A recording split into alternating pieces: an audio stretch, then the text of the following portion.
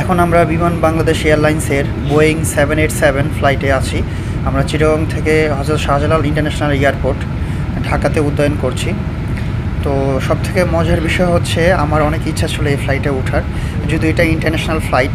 Boeing 787 এটা বাংলাদেশের মধ্যে বিমান বাংলাদেশ এয়ারলাইন্সের সবথেকে বড় ফ্লাইট।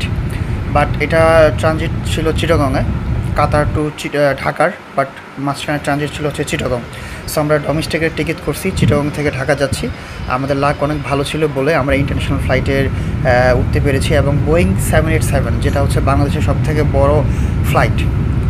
তো অনেক ভালো লাগতেছে। আর সবথেকে মোস্ট ইম্পর্টেন্ট হচ্ছে দেখতে পাচ্ছেন আপনারা, মানে আকাশের যে মেঘগুলা কি সুন্দর, আসলে আল্লাহর সৃষ্টি কত সুন্দর সেটা আসলে ফ্লাইটে উঠলে বোঝা যায়, যে মেঘগুলো এত সুন্দর করে আসলে আছে, বা মানে জোস, আসলে ভিউটা মানে একবারে জোস। আমরা অলমোস্ট 10,000 ফিট উপরে আছে এখন বর্তমানে।